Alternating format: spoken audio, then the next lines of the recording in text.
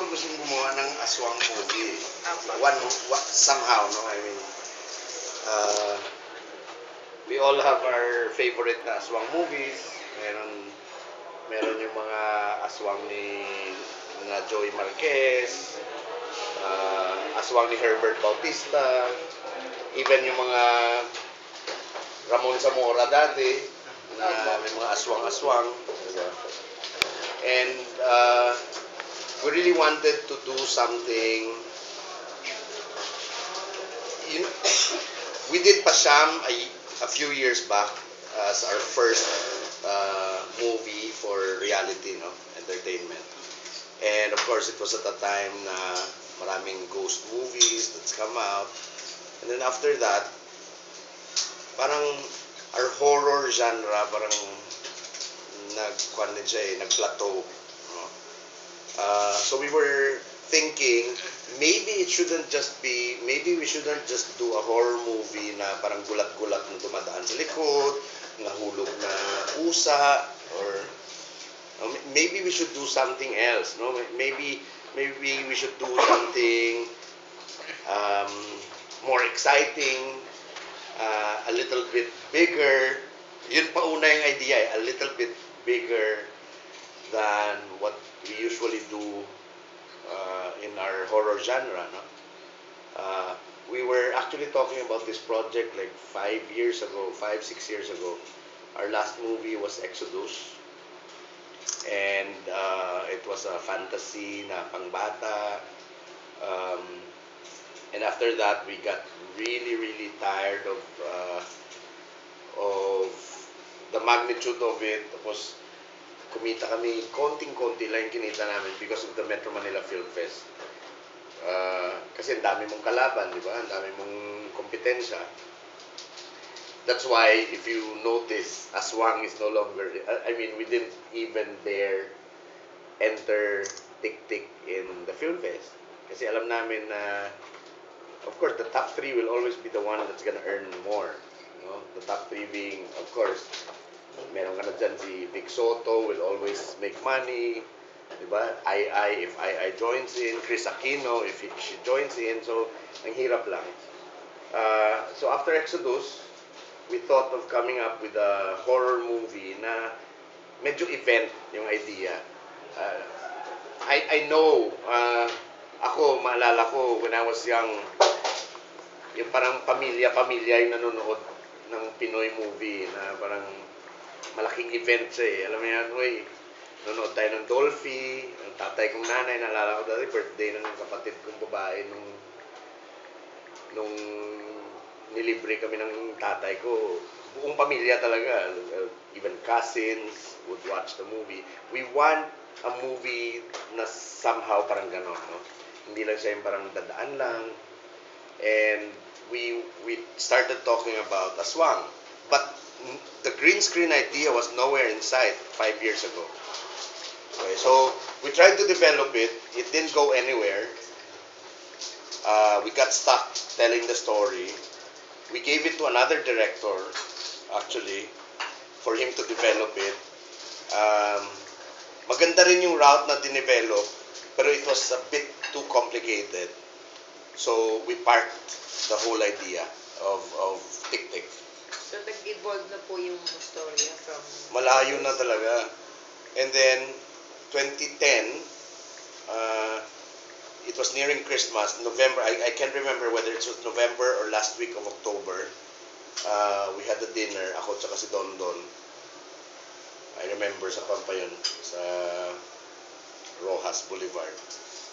We were having dinner, and he said, you know, I think, so after pala Exodus, we concentrated on advertising. We didn't do any movies. We co-produced 2 other movies, which was Rock and Roll and Carnivore, but those are all small, independently produced movies. One was by Quark, the other was by Ato Bautista. But we never really went into mainstream. We concentrated on advertising, and then we were able to build this company, this facility, you know, that does post-production. Yun. When we were talking dun sa 2010, sabi ni Don, maybe it's time we go back into movies. I remember when we started out, we started out together in Prosti. I proposed a project to Mother. Mother offered Aubrey Miles. Aubrey Miles' manager was Don Don. So he eventually supervised the project for me. And we'd always be together on shoots, check siya ng mga requirements, ganun. And he asked me one thing. Sabi niya, what do you see 10 years from now? What do you see, yung kung anong gagawin mo 10 years from now? Sabi ko, I wanna do my own movies. Do my own movies where I don't need to get anybody's approval on what kind of movies I can do. Sabi niya, hindi ako rin, hindi gusto ko eh. Sabi niya, let's start a production house. We started a backyard operation away from Mother, he wanted to strike on his own. So, cut to, yan, 2010, sabi niya, I think it's time we go back into movies. So sabi ko, sabi niya, sino magsusulat? Sabi ko, try ko sulatin. I mean, I don't normally write my own scripts. I only wrote a few of my materials. Pero for that one, sabi ko, sige, I'll try writing it. So over Christmas, I usually go home to Bacolod. I didn't during the Pero Christmas. Direk, sorry to cut you. It's very Ilonggo thing, ano, yung TIKTIK. Yes. Yes. Oo. Which was, it's a very Visayan idea. No? And I remember nga, yung Buntot Pagi is really part of our household when I was young. Of course, the asin, bawang. The only thing that I took out in the material, which I hope to put in the second one, it was there in the original script. But then it was too complicated to explain that I eventually took it out.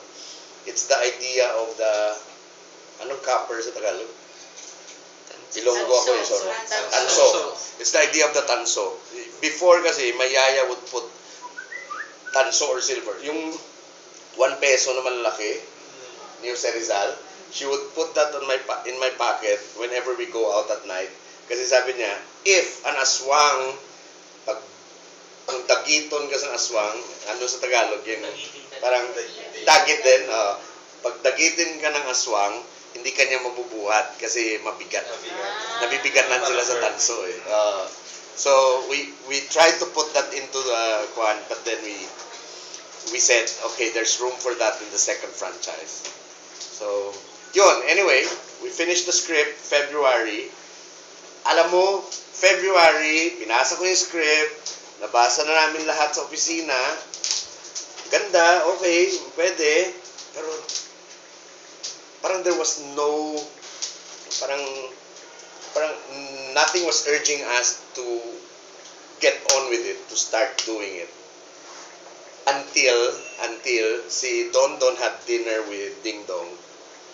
And then sabi Ding Dong, anong ginagawa niyo ngayon? Sabi Don Don, advertising, gano'n. Sabi niya, may movie kami, pero wala pa kaming bida, gano'n. Never talaga pumasok sa utak ni Don Don to offer it. Kasi wala pa kami pinag-uusapan eh. Ang original naming naiisip, medyo napupunta na kami sa mas matanda ng konti, gano'n, no? And then, si Ding Dong started asking, sabi niya, what's the story? So, kinento ni Don Don. Sabi niya, ganda. Sabi niya, can I be part of that? And sabi niya, I'd like to co-produce it. So, wow. That was the only reason why nag-fast track yung project. Because otherwise, if Ding Dong wasn't on board, we would have been talking about it until June last year, and yeah, okay, let's do it, ganon. Sige, pag may time na tayo. Alam mo yan? Because there was no urge eh. But now that another entity other than us came in, we were forced to start the whole project moving. Kasi nakakahiya, somebody's waiting for the project. Kasi kung kami-kami lang, di ba, parang bukas na yan, o huwag na yan. Or parang, di ba, sa amin sa Ilonggo, buwas karon ang tawag dyan eh. Bukas, mamaya. Alam mo yan? Di ba, parang, kunin mo na yung, buwas karon.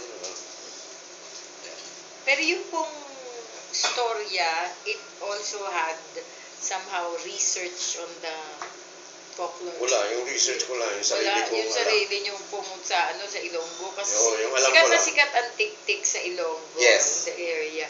Tapos almost everybody believes that. Pero yung version po ng storya dito, from your own inspiration. Oo.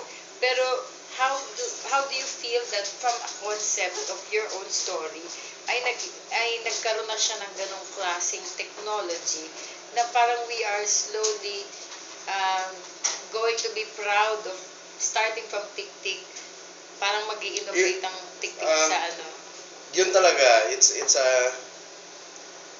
I've always shot myself on the leg lagi, no? I mean, with Exodus, nag-ambisyon ako more than what I could possibly, yung kaya kong kainin, di ba? And to me, it wasn't that, successful as kung ano man ang what I went out to do, no? What I set out to do. And I think that's part of that's part of the parang what I love about making movies. Yung parang you get to risk. Kasi sa audience, ang gusto lang nila, di ba? What kind of entertainment you get out of it. But for filmmakers, more than the entertainment, we really are looking forward to pushing what else can be done. Di ba? Ano pa ba ang pwede namin gawin? Di ba? Because, if I've done 10 rom-coms, I don't think I want to do another one. Di ba? If I've done what? Mature, adult, bold movies like Prosty, Scorpio, Ekis. I just finished another one now. And because I still want to explore other things about it. Now for this one, what can I explore in an Aswang genre? Ano ba? What can we do with it? So, we shot ourselves in the leg with this one and decided we want to do it on green screen. Partly because we feel that we already developed the resources to do it. We have our post house with us. We have our CG company to back us up with it. Kasi kung wala kaming ganong back end, everyone's gonna charge us per second. Diba? 1 second na puno na gumagalaw. Kanyan, 15,000 pesos. Isang creature na tumalon, kanyan, 25,000 pesos. Ilang seconds yan? 8 seconds. Hey, Direk, times, alam mo yan, we're gonna be charged like, parang pumapatak na. Mahal mo ba yun, yung paggawa nung sa chroma green, yung ginawa ni computer graphics? You're gonna see it later. The green screen that we shot in, if you watch the making of Alice in Wonderland and all those movies, ganda talaga ng green nila, di ba? Parang totoong green talaga. If you look at the making later, you're gonna see na patsi-patsi yung mga green namin. Merong sako. Kasi we didn't know on the outset. I've read about all this green thing stuff. Ganon. I know the technology behind it. But to put it in a 2,000 square meter warehouse with the walls na sobrang taas. And of course, ayoko naman mag-shoot ng angle ng camera na puro lahat eye level.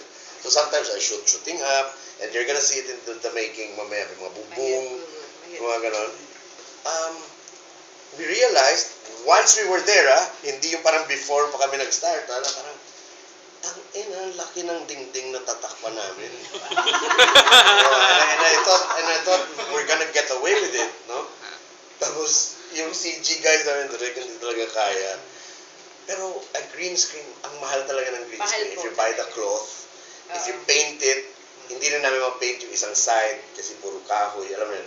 So, we ended up, sabi ng setman namin, magandang kwento to, yung setman, Direk, sa Quiapo, Direk, may nakita akong lola na malamala, ganun din. Ang chroma, green na rin yung itsura niya, Direk. Baka pwede yan eh.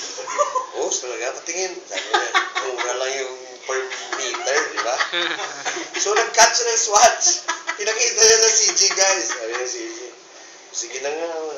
Okay, yeah. Kasi Canadian, feel Canadian yung parang. So akala ko po Pilipino rin yung CG, guys. Siya, Pinoy na rin. Nandito na siya. Matagal na siya. 15 to 18 years na siya dito. So, yeah, okay, let's go. So, yung isang side namin, puro lahat sako, parang lona na hindi ko maintindihan. Na pag mali yung ilaw, makinang siya. Alam mo, kumikinang siya sa malayo. So, it worked. I mean, hindi ko alam kung gano'n sila kapawisan. Pero it was your first time po to shoot in the chroma. In advertising, I've shot several commercials, pero 30 seconds lang yun. Maiksi lang. Alam mo yung tao na nakatayo, background, sky, beach. Ito talaga, wala kaming materials ng clouds. The clouds were built from scratch. Yun talagang you design the clouds. And that alone, ang dugo, the first few 3 months namin, the materials would come in, and I would see, yung clouds hindi maganda eh.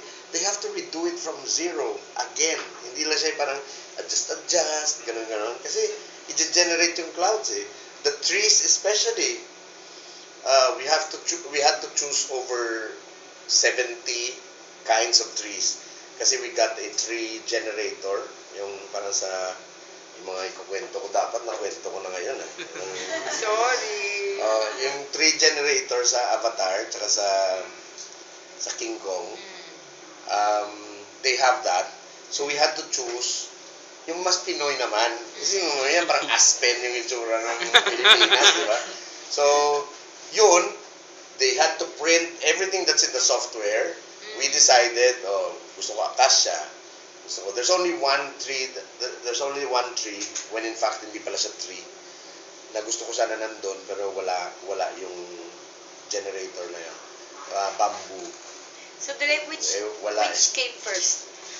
The CG scenes before imagining and directing the actors for the CG per scene, or na yung artista muna tapos saka nyo i-embed yung CGs? Ganito nangyari. February, Ding Dong said yes. Diba? We developed looks. Given the script, okay, this happens on top of a mountain. This happens in the middle of the town. This happens in the outskirts of the town. Yung bahay nila Lavi. Yon. So from there, we had artists develop the environment around them. By sketches, drawings, gano'n. And we had it approved. Now from there, we had a story con. Ganito, lahat ng artista nandun. They didn't know we were shooting it on green screen. When they arrived, sit down. When they arrived in the studio, magkasama kami nung story con. Swerte rin, para siyang nakaplano. The studio that we were in, green screen din siya, naka-green screen siya kasi may shoot prior to that. So, we presented the images, and that was the only time they saw that we were shooting everything on green screen.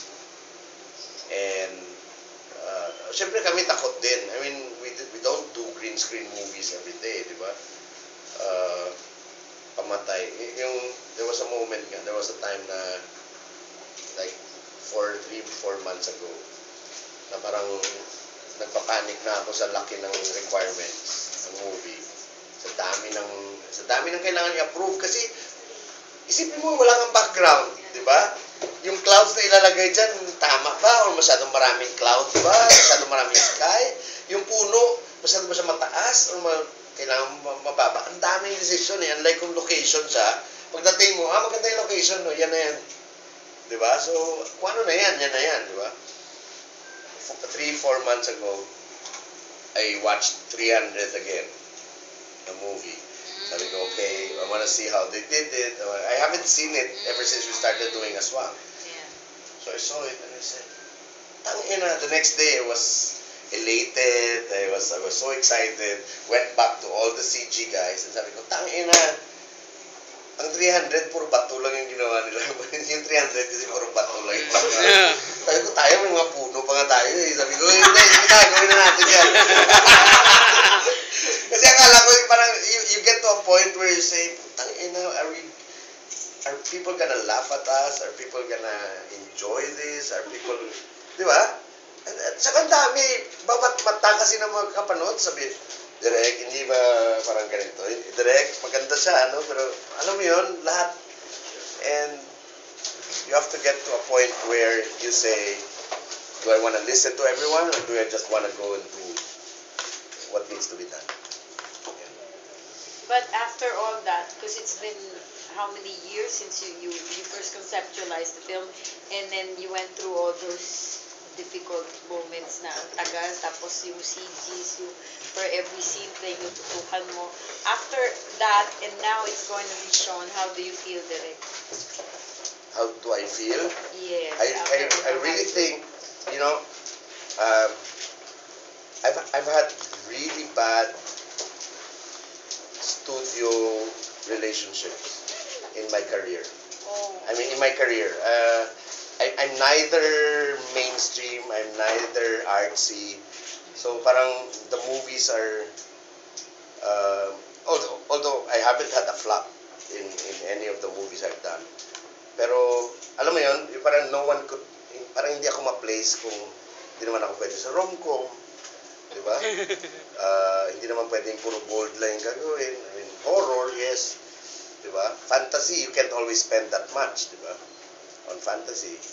So, for this one talaga, kami ni Don Don, we discussed this before we even started. Sabi niya, Rick, if we're gonna do a movie like this, with this much investment in it, we better make sure it's gonna make money. And yeah, I've